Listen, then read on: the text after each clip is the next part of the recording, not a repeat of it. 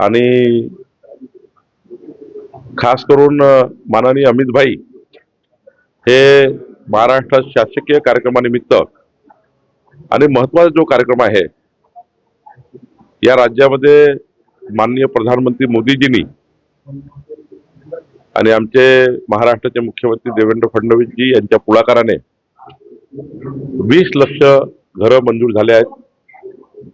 ग्रामविकास मंत्री जयकुमार गोरे आणि महाराष्ट्राचा ग्रामविकास विभाग आज महाराष्ट्राच्या सर्व ग्रामपंचायतीमध्ये 20 लाख घराचं आवंटन होणार आहे माननीय अमित भाईच्या हस्ते। माननीय अमित भाई यांनी याकरता विशेष पुढाकार घेतला आहे आणि आज महाराष्ट्रातला ऐतिहासिक 20 लाख घराचं वाटप एकाच दिवशी होणे हा ऐतिहासिक दिवस आजचा आहे। सर्व ग्रामपंचायतमध्ये आज लाभार्थ्यांना चेक वाटप होणार आहे। 28,000 ग्रामपंचायतमध्ये आज कार्यक्रम आहे आणि अमित भाईच्या हस्ते आज महाराष्ट्रामध्ये हा ऐतिहासिक कार्यक्रम होत आहे।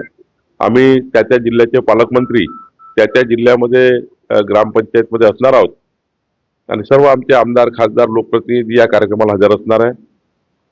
राहिला प्रश्न पालकमंत्र्याचा, तो प्रश्न माननीय देवेंद्रजी, एकनाथजी आणि अजितदादा मिळून सोडवणार आहे।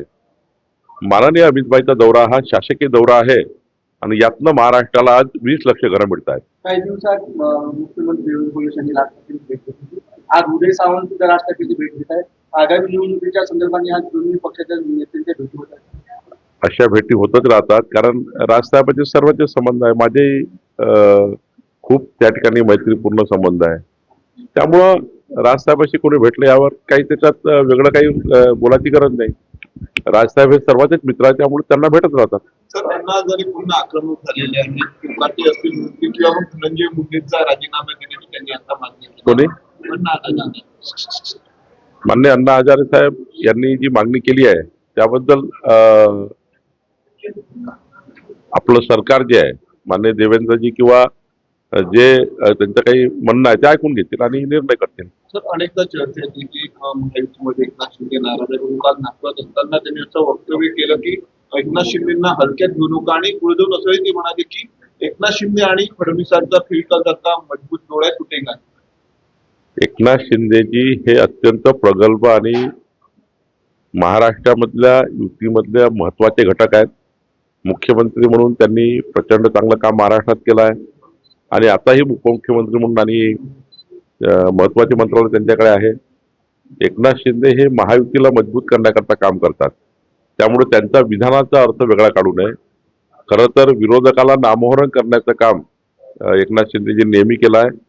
हिंदुत्वाच्या विचाराचा वसा घेतलेलं काम एकनाथ शिंदे करतात आहे।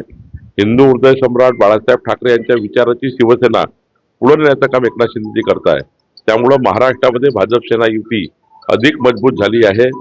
आमचे मुख्यमंत्री देवेंद्र फडणवीसजी, एकनाथ शिंदेजी ही आमची भाजप सेना युती जी आहे हे पुढच्या काळात अजून मजबूत होईल आणि आता तर अजित पवार जे आमच्या सोबत आहे त्यामुळं एक चांगलं महायुती आमच्या सोबत आहे, प्रचंड बहुमत आहे। आता हे राजकारण नको आहे।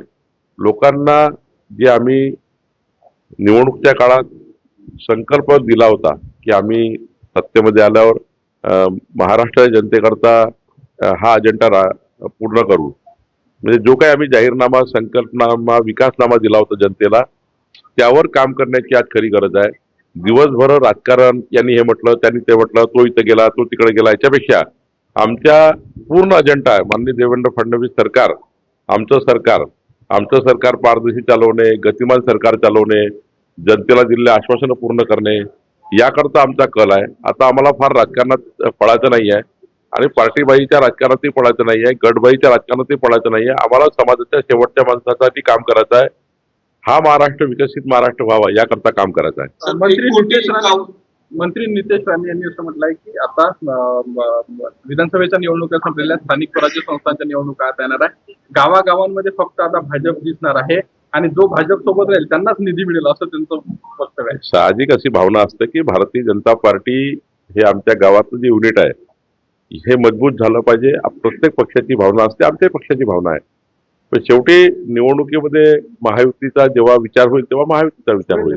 पण आपापले पक्ष हा मजबूत करण्याचं काम आपण करत राहतो. आम्ही करतोय, एकनाथजी करताय, अजितदादाही करताय. त्यामुळे आपापला पक्ष मजबूत केला पाहिजे. जिथे इथं स्पेस आहे तिथे आपला पक्ष वाढवला पाहिजे. त्यातनं शेवटी काय होणार आहे, महायुतीच मजबूत होणार आहे.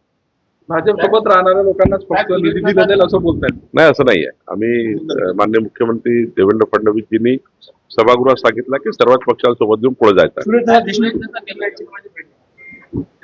सुरेश धस आज संतोष देशमुख नाही, ते ठीक आहे, भेटी घेतल्या पाहिजे, त्याला काही प्रॉब्लेम. पण यापूर्वी त्यांनी मुंडेंची भेट घेतली होती.